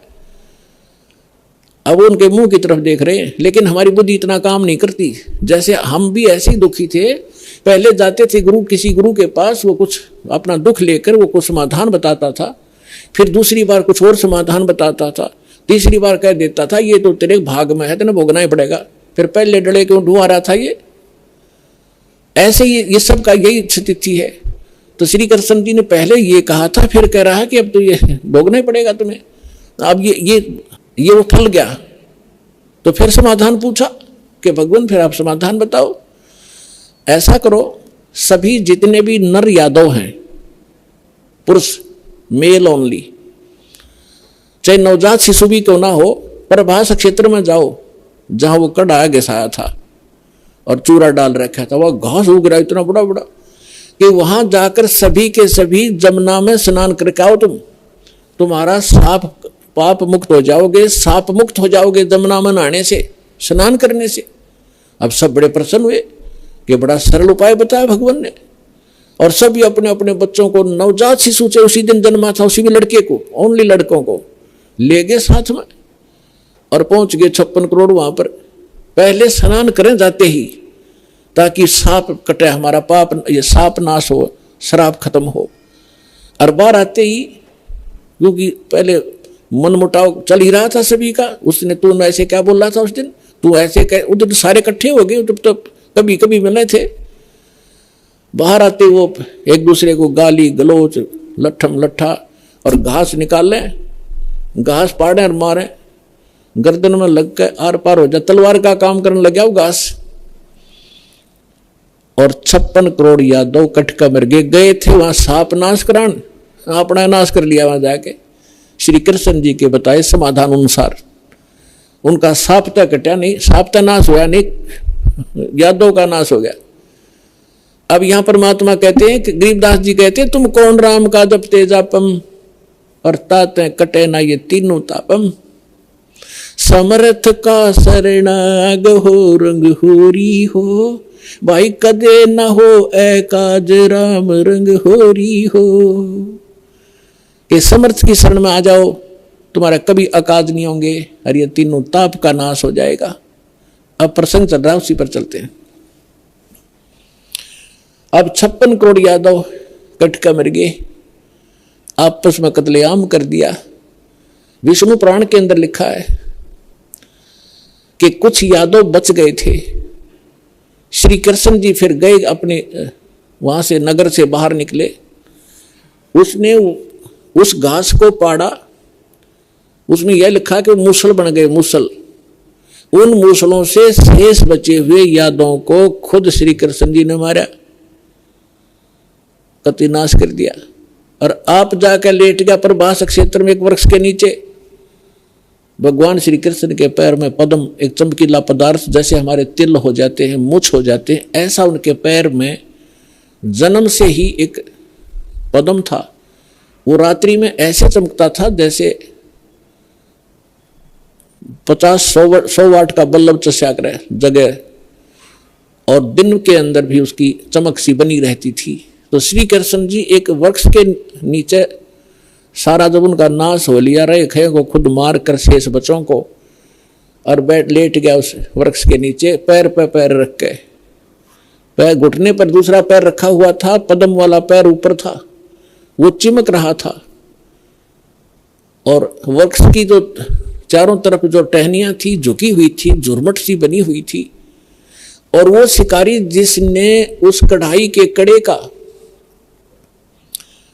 अपना विषाक्त तीर बनवाया था, जहर से बुझा कर तीर बनवा रखा था, उसी तीर को लिए हुए उस दिन, और सुबह से लेकर दोपहर तक वो घूमता रहा जंगल में। कोई शिकार नहीं मिला उसको, शिकार करने गया था। उसने क्या देखा कि वृक्ष की झुरमटें इतनी नीचे तक लटक रही थी, जमीन को छू रही थी। उनकी अंदर से उसने भगवान श्री कृष्ण जी के पैर के पद्म की एक चमक देखी। उसने सोचा कोई मर्ग बैठा है, हिरण, और उसकी आंख चमक रही है। यदि मैं इधर से जाऊंगा तो ये भाग जाएगा, कोई हिरण मुझे मिला नहीं है, क्यों ना यहीं से इसको मार डालूं। झुरमठों में से निशाना साध कर मर्ग की, हिरण की आंख जान कर भगवान श्री कृष्ण के पैर पर तीर मार दिया विषाक्त। ज्यों ही तीर लगा, श्री कृष्ण जी कराहने लगे, रे मर गया रे, मर गया रे, मर गया रे। शिकारी ने सोचा किसी मनुष्य का लग गया, भाई ये तो बात बिगड़गी। दौड़ के आगे देखा, क्या देखा कि द्वारकाधीश मुकुट समेत वहां तड़फ रहा है। उस मुकुट आदि से वो पहचान गया कि ये राजा है। तब उसने करबद्ध होकर कहा कि भगवान मुझे गलती होगी, अनजाने में लग गया मेरी, आप तो अंतर्यामी हैं, आप सारी जानते हो, मेरी इच्छा नहीं थी आपको मारने की, मेरी कोई दुश्मनी नहीं थी आपसे, और ऐसे ऐसे मेरे से गलती होगी, मैंने आपके इस चमक को हिरण की आंख जाना। तब श्री कृष्ण जी ने कहा, क्योंकि काल के हाथ में रिमोट, वह दिव्य दृष्टि दे दी कि भाई ये तेरा और मेरा कोई पिछला अकाउंट था, वो क्लियर हो गया। तेरा और मेरा पिछला हिसाब था, वो क्लियर हो गया, तेरा दोष नहीं। अब वो शिकारी कहने लगा, भगवान आपका और मेरा, आप राजा में रंक, आपका और मेरा क्या हिसाब हो सकता है। तब श्री कृष्ण ने कहा कि मैं श्री राम रूप में आया था राजा दशरथ के, और आप थे बाली सुग्रीव के भाई। उस समय मैंने आपको वृक्ष की आड़ लेकर धोखा देकर मारा था, और आपने जब कहा था कि आपने ये बदला देना पड़ेगा, आप युद्ध के नियम से फेल हो गए हो, तब मैंने कहा था कि तेरा बदला दूंगा। आज तेरा मेरा वो अकाउंट क्लियर हो लिया। अब यहां परमात्मा कहते हैं, बदला कहीं ना जात है इस तीन लोक के माही, सतगुरु मिले कबीर से फिर लेन देन कछु नाही। अब क्या बताते हैं कि तीन लोक के इन भगवानों ने भी अपना टिट फॉर टेट पूरा करना पड़ता है। तुम इनसे अपने संस्कार कटवाने की के लिए भक्ति कर रहे हो कि हमारा पाप कटे, हमें दुख दूर हो, सुख दे। ये अपने दुख नहीं दूर कर सके, तुम्हारे कैसे कर देंगे, भगवान कहा करते थे कबीर जी। और समर्थ कबीर साहब की शरण में आने से फिर ये लेन देन समाप्त कर देंगे आपका, कुछ नहीं बचेगा। सब अपनी कलमिन के पास, समर्थ के पास पावर होती है कि मासा घटे ना तिल बधे, विध ना लिखे जो लेख, और सच्चा सतगुरु मेट कर ऊपर मार दे मेघ। अपने आत्माओं, सूक्ष्म वेद में बताया है, दुर्वासा को पे तहाँ समझन आई नीच, 56 करोड़ या 2 कटे वो मची रुद्र की कीच। अब ये भगवानों की तो दे दिया हिसाब किताब आपको, ये भगवान तो इसे थे आपके। अब जिनको आप ऋषि महर्षि मानते थे, दुर्वासा जी को तोप मानते थे कि बड़े महापुरुष हैं, वो तो नीच थे 1 नंबर के। सूक्ष्म वेद के अंदर परमात्मा ने कहा है कि दुर्वासा कोपे तहाँ, दुर्वासा वहां क्रोधित हुआ। किस बात पे? बच्चों ने मजाक कर दिया कि बिजली गिर गई थी, साधु संत ठीक है बेटा भाग जाओ, खबरदार आगे बकवाद करिए है निकम्यो। ऐसे करते संतों के साथ मजाक करते, इतना कह के छोड़ सके था। और श्राप दे दिया तुम्हारा नाश होगा। आम व्यक्ति से भी गिरे हुए थे ये लोग, जिनको मैं ऋषि माना करते थे। एक बुजुर्ग आदमी बड़े आदमी से को बालक मजाक भी कर ले, उसको इतना भयंकर श्राप दिया करते हैं। पुण्यात्माओं, जैसे किसी के हाथ में बंदूक है, पिस्टल है, और कोई बालक मजाक कर दे और उसका वो गोली मार दे, वो तो एक ढेर आदमी होगा समर्थ, तो उसको पता है तो कितनी भयंकर वस्तु लिए रहा है, किसके ऊपर दाग रहा है। वो नीच व्यक्ति होता है, मजाक करने पे भी इतनी भी सहन नहीं कर सकता। तो इस स्थिति के थे वो ऋषि, उनके पास ये हथियार थे वचन के और श्राप देने के। तो यहां सूक्ष्म वेद में लिखा है कि दुर्वासा को पे तहाँ क्रोधित हो गए और समझ न आई नीच, ये भी नहीं सोचा तू क्या करने जा रहा है। और 56 करोड़ या 2 कट गए और वह मची रुद्र की कीच, यानी रक्त की 11 माच की, खून की 11 मच की, 56 करोड़ आदमी जहां लाश हो जाए और नदी बह कर चल पड़े खून की, रक्त की। तो यहां पुण्यात्माओं, ना तो ये भगवान समर्थ जिनको हम पूजा करते, ना ये ऋषि एक अन्य के जिनको ज्ञान ही नहीं था, इनको ये नहीं पता भगवान कौन है। अब ये भगवान के लिए निकले थे घर से, साधना करेंगे, भक्ति करेंगे। अंगारों से शीतलता की खोज करने लगे, अंगारों पर चलने के अभ्यस्त हो गए। थोड़ी आंच को भी हम, थोड़ी ही आग को, आंच को हम सुख मान रहे। झूठे सुख को सुख कहे ये मान रहा मनमोद, ये सकल चबीना काल का, कुछ मुख में कुछ गोद। अब परमात्मा क्या कहते हैं, भाई तन दर सुखिया कोई न देखा, जो देखा सो दुखिया हो, उदय अस्त की बात करे मन, सबका किया विवेका हो, सबका किया विवेका हो। तन दर सुखिया कोई न देखा, जो देखा सो दुखिया हो, उदय अस्त की बात करे मन, सबका किया विवेका हो, सबका किया विवेका हो। भाई घाटे बाधे सब जग दुखिया, के गृहस्थी बैरागी हो, घाटे बाधे सब जग दुखिया, के गृहस्थी बैरागी हो। सुख देव ने दुख के डर से गर्भ में माया त्यागी हो, गर्भ में माया त्यागी हो। तंदर सुखिया कोई न देखा, जो देखा सो दुखिया हो, उदय अस्त की बात करते हैं मन, सबका किया विवेका हो, सबका किया विवेका हो।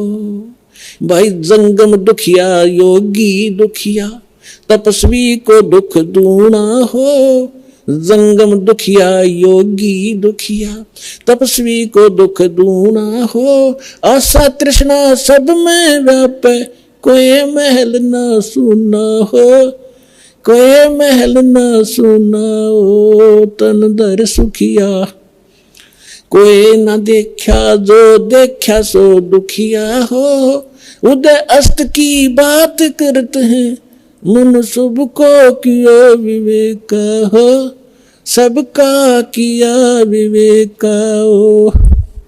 भाई साच कहूं तो जग न माने, पर झूठ कही ना जाई हो। साच कहूं तो ये जग ना माने, पर झूठ कही ना जाई हो। ये ब्रह्मा विष्णु शिव जी दुखिया, जिन ये राह चलाई हो, जिन ये राह चलाई हो। तन दर सुखिया कोई न देखा, जो देखा सो दुखिया हो। उदय अस्त की बात करते हैं, मन सबका किया विवेक का हो, सबका किया विवेक का हो। भाई सुरपति दुखिया भूपति दुखिया, रंक दुखी बपरीती हो। सुरपति दुखिया भूपति दुखिया, रंक दुखी बपरीती हो। कहे कबीर और सब दुखिया, एक संत सुखी मन जीती हो, संत सुखी मन जीती हो। तन दर सुखिया कोई न देखा, जो देखा सो दुखिया हो। उदय अस्त की बात करते हैं, मन सबको किया विवेक का हो, सबका किया विवेक का हो। सुरपति दुखिया भूपति दुखिया, रंक दुखी बपरीती हो। सुरपति दुखिया भूपति दुखिया, रंक दुखी बपरीती हो। कहे कबीर और सब दुखिया, एक संत सुखी मन जीती हो, संत सुखी मन जीती हो। तन दर सुखिया कोई न देखा, जो देखा सो दुखिया हो। उदय अस्त की बात करते हैं, मन सबका किया विवेक का हो, सबका किया विवेक का हो। पुणात्माओं, सौभाग्य आपका और धन आपके माता पिता जिनसे जन्म हुआ।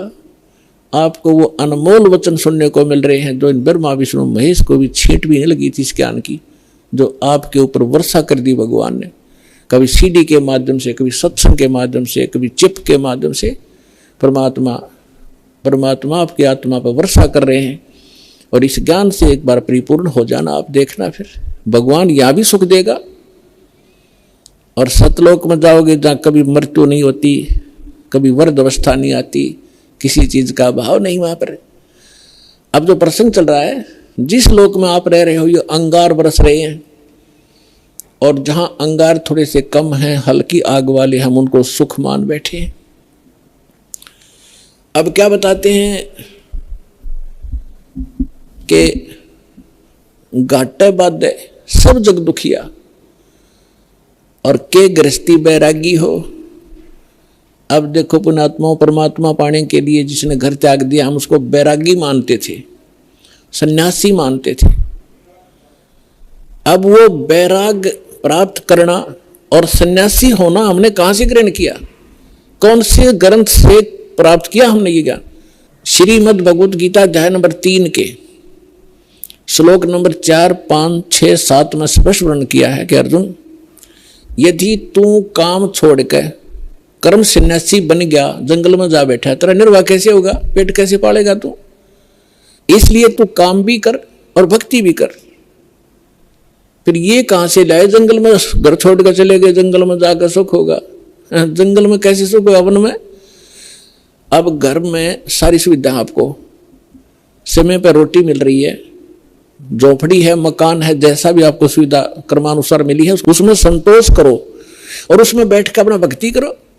समय पर भूख लगेगी तो खाना खाया, भूख समाप्त हुई, वह इच्छा खत्म हुई, वो कल्पना समाप्त हुई तो भक्ति करेगा।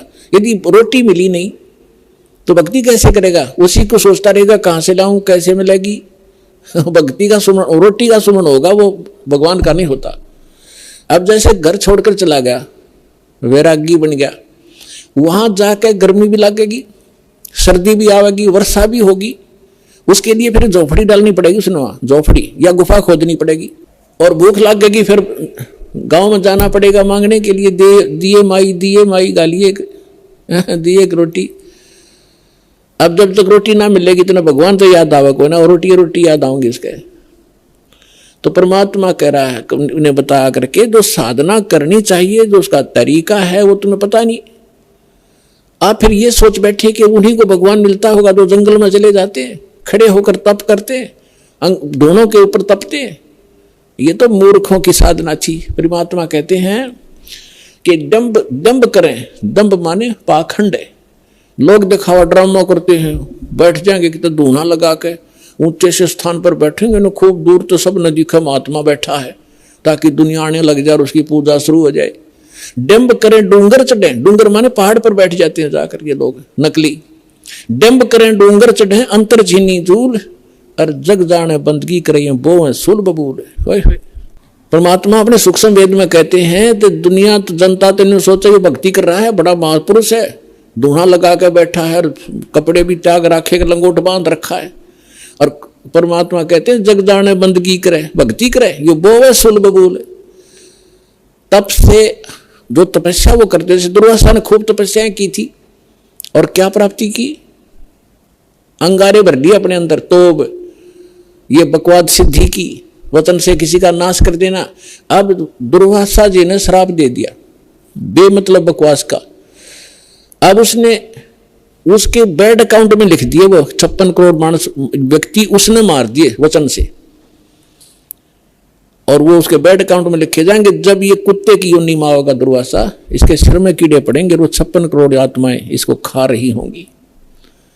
ये बल यहां कहते तुमने उस दरगाह का मैल नहीं देखा और धर्मराज के तिल तिल का लेखा। तीनों यहां बता रहे हैं जग जाने बंदगी करे। परमात्मा कहते ये बोवे सूल बबूल, इन्हें तो काटे बोली अपने भविष्य में, सिद्धि सिद्धि पाके किसी को बेनिफिट दे दिया, किसी को हानि दे दी, दोनों अपनी भक्ति अक्षीण करी, उधर से पाप इकट्ठे कर लिए। अब क्या बताना चाहते हैं परमात्मा कि घाटे बाद सब जग दुखिया। जैसे किसी को हानि होगी व्यवसाय के अंदर तो दुखी, स्वाभाविक दुखी है तो होगा, दुखी होगा।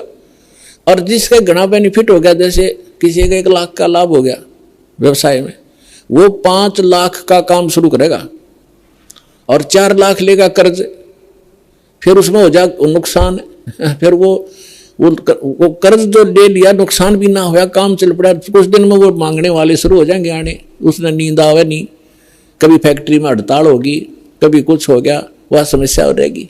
कहते हैं यहाँ हानि हो जाए तो दुखी और लाभ हो गया तो दुखी, घाटे बाद सब दुख दुखिया। और के गृहस्थी बैरागी हो, अब बैरागी बनकर जंगल में जा बैठा, वहां भूख लगी, समस्या ही गर्मी और सर्दी वर्षा, ओले पड़े सिर में, फोड़ दे सिर ने, उसके लिए झोंपड़ी डाली, फिर बर्तन भी लाया तो इधर से मांगे मूंगे गए, फिर वो सांग जोड़ लिया, दो छोड़ के गया था घर से, क्या फायदा है वहां जंगल में बैठने का। घर में समय पर टूक मिल रहा है, रोटी मिल रही है, खाओ और भजन करो, अपना काम भी करो, निर्वाह भी करो। ये वास्तविक तरीका यही था। इन नकलियों को देखकर हम सच्चाई हमें प्राप्त नहीं थी, हम भी ये सोचते रहे कि इन्हीं को भगवान मिलेगा, फिर भी हम छोटी मोटी अपनी राहत के लिए भगवान को याद करते रहते थे। वो भी तरीका ठीक नहीं था। कहते हैं घाटा बाद सब जग दुखिया के गृहस्थी बैरागी हो। और सुखदेव ने दुख के डर से गर्भ में माया त्यागी हो।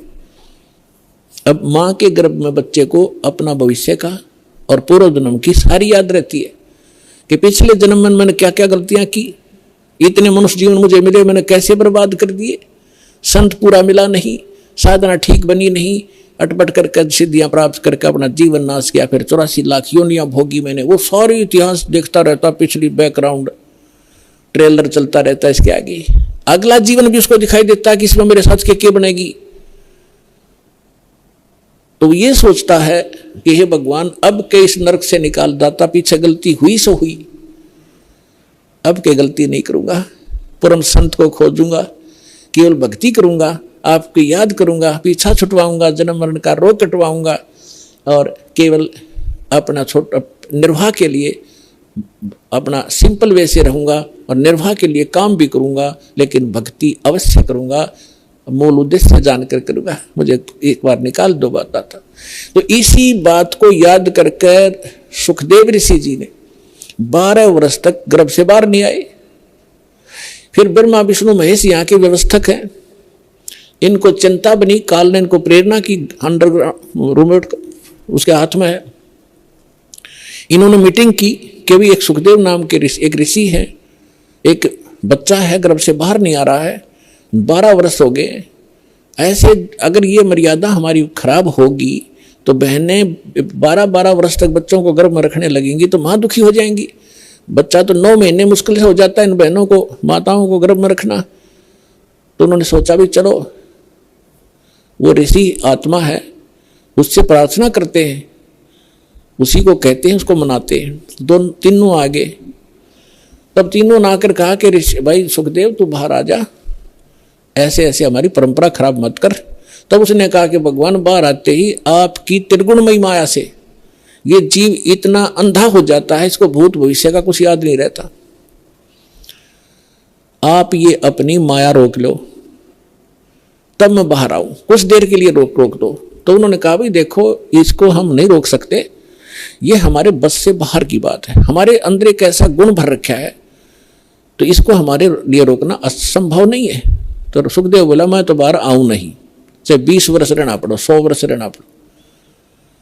तब उन्होंने लास्ट में ये फैसला किया भी हम ज्यादा देर नहीं रख सकते, हमारा शरीर फट जाएगा, हम केवल इतनी देर रख सकते। ये देख ले कितना क्षण है। सुखदेव जी ने कहा कि तो आप इतना ही रख लो, देर रोक दो इसको। तो जब वो बाहर आते हैं तुरंत उनकी तीनों गुणों का जो इफेक्ट है हमारे ऊपर एकदम असर करता है। उस समय जब वो माँ के गर्भ से बाहर आया तो वो इतनी देर रोके, इतनी देर में बाहर आ गए, वो चले गए। अपने आत्माओं उसको इस दुख के डरते हैं, गर्भ में माया त्यागी कि मैं इस संसार के चक्कर में नहीं पड़ूंगा, अपना मोक्ष कराऊंगा। मोक्ष बालकों का खेल है। घर से उठ गया आकाश, पिछले संस्कार से उसमें इतनी सिद्धि थी आकाश में उड़ जाता था, आकाश में उड़ गया, आगे जाके धरती पे टेकना तो पड़ेगा, आकाश में कितने दिन रहेगा, रोटी भी खानी है, आगे नहाना धोना भी होता है। फिर वह पृथ्वी पर फिर गिरा वापस। कहने का भाव ये है कि फिर इस पिछले पूर्व जन्म के भक्ति शक्ति से कुछ सिद्धियां आ जाती हैं और उन सिद्धियों से हम ये मान बैठते हैं कि ये बड़ा महापुरुष है। सिद्धि तो इस प्राणी का सबसे बड़ा दुश्मन है। अरे इसके लिए ये, इसी के कारण ये सब ऋषि और महर्षि प्रसिद्ध हो रहे थे। अंत में आपने कथा बहुत बार सुनी है सुखदेव ऋषि की। ये ऋषि महर्षियों में जाता था, इसका बड़ा सत्कार करते थे, स्वर्ग लोक में जाता था, वहां भी इसको विशेष आसन दिया जाता था, बड़े महापुरुष हैं। एक दिन विष्णु लोक में चले गए। प्रत्येक डिस्ट्रिक्ट में और प्रत्येक प्रांत में गवर्नमेंट रेस्टोरेंट, गवर्नमेंट वो होते हैं, ये रेस्ट हाउस होते हैं, उसमें उच्च अधिकारी ही रुका करते हैं। तो ये सुखदेव प्रत्येक भगवानों की इन लोकों में, शिव लोक में, विष्णु लोक में, ब्रह्मा जी के लोक में, इंद्र के लोक में, इनके अपने अपने अलग से रेस्टोरेंट हैं जिसमें अधिकारी गण यानी देव लोग ही जाकर रुकते। तो ये पहुंच गया वहां पर सुखदेव ऋषि विष्णु जी के लोक में। उस रेस्ट हाउस में जाने लगा, सामने खड़ा था गेट कीपर, उसने रोक दिया, ऋषि जी रुको। कहाँ जी बोलो, आपका अपॉइंटमेंट लेटर दिखाओ, आप कौन हो, किस रैंक के हो। क्या मतलब कि आपका गुरु कौन है? कि मेरा कोई गुरु नहीं, मुझे गुरु की क्या आवश्यकता है, तो मेरे पास इतनी पावर है, ऐसी शक्ति है। बोला जी ऐसे नहीं, इस रेस्ट हाउस में वही आ सकता है जिसके पास ये, जिसका अपॉइंटमेंट हो रहा हो। और कहने का भाव यह है कि जो कोई अधिकारी हो, गुरु जिसने धारण कर रखा हो, और गुरु भी मान्यता प्राप्त हो, नकली गुरुओं से भी अलाउड नहीं आना, नकली गुरुओं के भक्ति करके गुरुओं से। तो ऋषि सुखदेव ने काफी उनके साथ जख मारा, लेकिन उन्होंने फाइनल कर दिया कि नहीं, विष्णु जी का आदेश। तब ऋषि ने सोचा था, सुखदेव ऋषि ने, कि विष्णु जी बड़े खुश होंगे मेरे तय, मैं ऐसी भक्ति की हुई है और वो भगत बत्सल है। तो सुखदेव ऋषि ने कहा कि विष्णु जी से बात कराओ मेरी, तुम मुझे क्यों नहीं जाने दे रहे हो। तो वो पहरेदार गए विष्णु जी के पास, बाकी वहीं खड़ा रहा एक दो, कि भगवान ऐसे एक ऋषि आए हैं, सुखदेव नाम बता रहा है, और वो जिद कर रहा है इस स्वर्ग के अंदर रेस्टोरेंट में जाने का, रेस्ट हाउस के अंदर जाने की। तो विष्णु जी ने पूछा फिर आपने मना क्यों किया? कि उन्होंने बताया कि उनका गुरु नहीं है, कोई निगुरे है, वो अधिकारी नहीं। और आपका आदेश है कि जो निगुरा व्यक्ति हो, जिसका गुरु नहीं हो, इसमें अलाउड नहीं है। आदेश दो भगवान। क्या आदेश आपका? कि बिल्कुल ठीक है, नहीं जाना चाहिए। अब वो जिद कर रहा है कि मैं भगवान से बात करके ही वापस जाऊंगा, नहीं तो यही बैठूंगा। तो भगवान विष्णु ने आए बाहर। अब ऋषि जी ने सोचा तो यूं था कि विष्णु जी बड़ी शाबाशी देंगे मेरे को, और ये सोच रहा था कि पहरेदार गेट कीपर ये मुझे जानबूझ कर हरास कर रहे हैं। विष्णु जी तो आते ही मुझे सीने से लगाएंगे, भगत वत्सल भगवान हैं, सतोगुणी हैं। जब भगवान विष्णु ने आकर पूछा कि ऋषि जी क्या वाद विवाद है तुम्हारा, यहाँ कैसे आए आप, तो आधा फ्यूज तब वही हो गया भगवान के चेहरे को देखकर कि आज ठीक ढंग से बोल नहीं रहे। तब ऋषि ने कहा कि सुखदेव ने जी मैं ऐसे ऐसे, सुखदेव नाम है मेरा, और मैं रेस्ट हाउस में, इस रेस्टोरेंट में जाना चाहूँ था स्वर्ग में, इन्होंने मना कर दिया जाना, इन्होंने मुझे रोक दिया। तो भगवान विष्णु ने उन्हीं के सामने पूछा पहरेदारों से भी क्यों रोक दिया आपने ऋषि जी को? पहरेदारों ने बताया कि आपका आदेश है, जिनका गुरु नहीं है, मान्यता प्राप्त गुरु, वो इस आपके रेस्टोरेंट यानी इस आपके स्वर्ग में अलाउड नहीं है। तब विष्णु जी ने पूछा क्यों ऋषि जी, आपका कोई गुरु नहीं? अक नहीं जी। सुखदेव बोले नहीं मेरा कोई गुरु नहीं, कि जाइए आप यहां से और गुरु बना कर आइए यहाँ पर। अपन आत्माओं देखो, सूक्ष्म वेद से ज्ञान से आपको पता चलेगा, सूक्ष्म वेद से, ये तत्व ज्ञान से। अब देखो अभी तक हम क्या देखा करते, दास ने खूब देखा, जिन्होंने लाल कपड़े पहन लिए और कोई गुरु पद प्राप्त कर लिया, घर त्याग दिया, सन्यास हो गए, ब्रह्मचारी हो गए, तो वो ये सोचा करते गृहस्थी तो एक नेग्लेक्टेड आदमी है। उनको ये जैसे पहले शूद्रों को सोचा करते थे, इनकी ऐसी दृष्टि थी इन ऋषियों की कि गृहस्थी तो एक वैसे रिजेक्टेड आदमी होता है, आदरणीय नहीं होता। अब सुखदेव ऋषि ने कहा कि जी मैं किसको गुरु बनाऊं, मेरे योग्य गुरु पृथ्वी पर नहीं है। तो भगवान ने कहा कि ऋषि जी ये भी तेरा वहम है, तेरा अहंकार बोल रहा है, और जाइए राजा जनक से को गुरु बनाइए।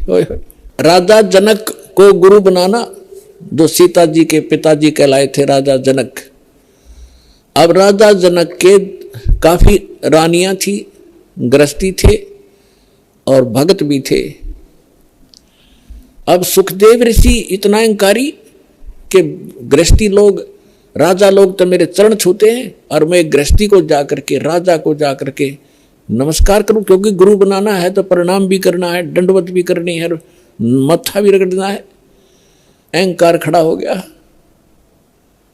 वहां से तो आ गया, लेकिन वो दूसरे स्वर्ग में, कॉमन स्वर्ग है इंद्र का लोक, उसमें ये चला जाता था।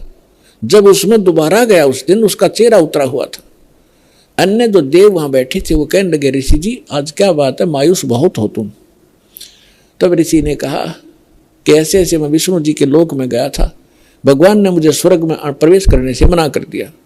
तो जितने भी वहाँ बुद्धिमान भगत संत महात्मा बैठे थे, ऋषि और देव, वो कहने लगे ये बात दची नहीं, सुखदेव आपकी बात हमारा गले नहीं उतर रही कि भगवान विष्णु और आपको ऐसे अनादर किया आपका, नहीं कोई बात बता गलती क्या है। तब उसने बताया कि भगवान ने कहा कि तू गुरु नहीं बना रखा, इसलिए आप यहाँ रहने के अधिकारी नहीं हो। तब उन महापुरुषों ने जो वहां बैठे थे बुद्धिमान, उन्होंने कहा कि सुखदेव आपका कोई गुरु नहीं है? कि नहीं मेरा कोई गुरु नहीं है। धिक्कार है तेरे जन्म को। सभी ने एक स्वर में बोला जो बुद्धिमान होते, क्या करेगा तू इस मिट्टी का, ये बैटरी चार्ज है तेरी, कुछ दिनों में खत्म हो जाएंगी ये सब्सिडियां, और कीड़े मकोड़े की पशुओं की योनि में जाएगा, गधा बनेगा, गुरु धारण करना पड़ेगा। और फिर दूसरा भगवान ने कह दिया, फिर अग्रम अग्रम कैसी भले आदमी, जब भगवान विष्णु ने कह दिया उसको, तो उसी को तुम भगवान मानते हो, तो उसी ने कह दिया गुरु बना, और फिर भी तेरे अंदर ये अगर मगर है तो काहे का तू ऋषि है।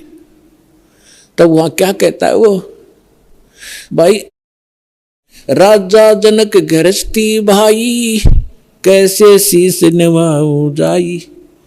सुखदेव बोले ज्ञान विवेका हम स्त्री का मुख नहीं देखा। देख कहाँ अड़गी काल की आंट, अड़ंगा कहाँ डालिया उसने कि राजा जनक गृहस्थी बाई और कैसे शीश निभाऊं जाई। और बोले सुखदेव ज्ञान विवेका, अपनी बुद्धि से उसने खूब सोच समझ गया बात कही कि मैंने स्त्री का मुख नहीं देखा, मैं तो बाल ब्रह्मचारी हूँ और राजा एक गृहस्थी आदमी है, उसके घनी नारानियाँ भी कई हैं, और उसको कैसे माथा टेकूंगा, कैसे ना सिर झुकाऊंगा, मेरी तो नाश हो जाएगा इज्जत का। तब ऋषि बोले भाई इज्जत ले ले, अर्चे भगवान ना तो अगले जन्म में गधा बनेगा या सारी इज्जत तेरी बिखरती फिरेगी ऋषि जी। अब उसको फिर एक झटका लगा एकदम, क्योंकि महात्मा भगत है वो, चल भगवान के लिए भटक रहा है, उसके अंदर जगह है भगवान की, लेकिन अज्ञान अहंकार, अज्ञान से अहंकार बनता है। तो उसको एकदम झटका लगा और उसकी एकदम पिछला बैकग्राउंड चल पड़ी। उसको थोड़ी सी झलक दिखाई दी कि एक समय ये सुखदेव ऋषि 84 लाख योनियों भोग रहा था, गधे की योनि में भटक रहा जन्मा था और अंधा हो गया। कुम्हार ने उसको त्याग दिया, जंगल में चला जा रहा था, एक पगडंडी पे अटकल सी लगाता हुआ, आगे जाके एक नाला था थोड़ा सा 2.5-3-4 फुट का, लोग उस पे उसके ऊपर से कूद जाते थे और उसको कदम रख जाते थे आगे पीछे, ऐसे कोई इक्का दुक्का जाता था उस रास्ते से। तो सुखदेव यानी उस गधे अंधे ने वो देखा नहीं नाला और उस नाले में फंस गया, आगे मुंह टिक गया, पीछे तो बैक लाग गई। अब कोई इक्का दुक्का व्यक्ति वहां उस रास्ते जाता था, दिन में 2-3 दिन में एक आध, वो निकाल नहीं सका उसको, उसके कमर पे पैर रखे व्यक्ति और पुली बना ली, पार होने लगे उसके ऊपर से। तो उसको वो घटना याद आई और 10-15 दिन हफ्ते 10 दिन वो भूखा प्यासा वहां मरा। वो उसके सामने वो चक्कर काटने लगी वो घटना। तब राजा जनक से जाकर दीक्षा ली। ये लंबी कहानी है, फिर कर बताएंगे। तो यहां परमात्मा कहते हैं भाई घाटे बाधे सब जग दुखिया के गृहस्थी बैरागी हो। सुखदेव ने दुख के डर से गर्भ में माया त्यागी हो, गर्भ में माया त्यागी हो। अब यहां तो ये बताना चाहा है कि तुम तो इस छोटे मोटे सुख को ही मान रहे हो और उस महापुरुष ने तो गर्भ में पता लग गया था भयंकर दुख होगा मेरे ऊपर, और उसने गर्भ भी त्याग दिया, परमात्मा के लिए भटक भी रहा था। फिर वो अहंकार हो गया उसके अंदर और कुछ नहीं बनना था। जो भी थोड़ा बहुत उसको प्राप्त होना था, राजा जनक से उपदेश लेकर विष्णु तक की भक्ति की उसने। अब क्या बताते हैं परमात्मा कि इन साधनाओं से और इनके ज्ञान से आपको पता भी लग गया, तो समाधान कंप्लीट ना होने से फिर दुख ज्यों का त्यों। और जो हम साधना बताने जा रहे हैं, इसके करने से ये रोग कटेगा, सदा के लिए सुख होगा। सुखदेव ने 84 भुगती बना पजावे खरवो, तेरी क्या बुनियाद पुरानी तू पेंडा पंथ पकड़वो। क्या बताना चाहते हैं भगवान कि सुखदेव ऋषि ने 84 भुगती, 84 लाख योनियों में कष्ट उठाए ऐसे महापुरुष ने, और बिना पुजावे खरवो, खर माने गधा, पुजाओ माने कुम्हार के उस सिस्टम पर, और तेरी क्या बुनियाद पुरानी तू पेंडा पंथ पकड़वो, कि अब तेरा क्या औकात है। जब इसे ऋषियों की विरनमटी हुई साधना के करने से, अब हम जो पेंडा मार्ग पंथ, जो वे ऑफ वर्शिप, पूजा का मार्ग तुझे बता रहे, इसको ग्रहण करो, इससे लाभ होगा। फिर क्या बताते हैं कि जंगम दुखिया जोगी दुखिया, तपस्वी को दुख दूना हो, आशा तृष्णा सब में व्यापे, कोई महल ना सुनो हो, कोई महल ना सुना हो। जंगम दुखिया, योगी दुखिया, तपस्वी को दुख दूना हो। तपस्वी क्या करता है, एक जन्म में घोर तप करता है, अगले जन्म में राजा बनता है, तप से राज राज मदमानम, और जन्म तीसरे शुक्र सवानम, अगले जन्म में गधा बनता है राजा तीसरे जन्म में। एक पहले जन्म में तप किया, शरीर खूब दुखी किया, अगले जन्म में राजा बन गया। राजा महादुखी होता है, सपने में सुख नहीं होता यहाँ के राजा को। अब आपको बता ही दिया। कहते तपस्वी को दुख दूना हो, पहले तपस्या करने में दुख और फिर राज करे। सपने में भी नींद नहीं आती, रात को भी नींद नहीं आती, गुटी लाके पड़े रात में राजा। ये छोटे मोटे सुख, अगले जन्म में गधे की योनि में जाएगा तीसरे। तप से राज राज मदमानम, और जन्म तीसरे शुक्र समानम, कुत्ता और गधा बनता है। ये दुर्वासा की कथा आपको सुना दी, उसने हजारों वर्ष तप किया, ये डले डोए, ये प्राप्ति की, नाशकरण की साधना कर ली। इसी प्रकार फिर बताते हैं कि साच कहूं तो जग नहीं माने, पर झूठ कही ना जाई हो। ये ब्रह्मा विष्णु शिव जी दुखिया, जिन ये राह चलाई हो, जिसने यहाँ इस जन्म पालन और मृत्यु का जो ये मार्ग चला रखा है, ये तीनों दुखिया। फिर क्या बताते हैं कि भूपति दुखिया, यानी पूरी पृथ्वी का शासक भी दुखिया। सुरपति दुखिया, भूपति दुखिया। सुरपति इंद्र वो महादुखी, और रंक दुखी बपरीती हो। गरीब आदमी तो वैसे स्वाभाविक दुखी, रंक दुखी बपरीती हो। ये तो या तो रीत है कि गरीब वही दुखी रहे, सारी आपदाएं गरीब आया करती हैं। जो सत भक्ति नहीं करता, जो सत भक्ति नहीं करता गरीब, और जब भक्ति सही मिल जाती है, कबीर साहब कहते हैं, कहें कबीर और सब दुखिया, एक संत सुखी मन जीती हो, संत सुखी मन जीती हो। संत हो, परम भक्त हो, परम संत से दीक्षा लेकर के, और फिर जैसे संत बताते हैं, जो परम संत होगा, सतगुरु मिले तो इच्छा मेटे, पद मिल पदे समाना, चल हंसा उस लोक पठूं, जो आदि अमर अस्थाना। अब क्या बताते हैं कि सतगुरु मिलेंगे तो यहाँ की इच्छाएं समाप्त करवाओगे सबसे पहले, कि किसके लिए तू सारा जीवन नष्ट कर रहा है, इन कोठी और बंगलों के लिए। एक मिनट में मृत्यु हो जाती है, जोड़ा जाड़ा सारा छोड़कर गधा बनकर घूम रहा होता है।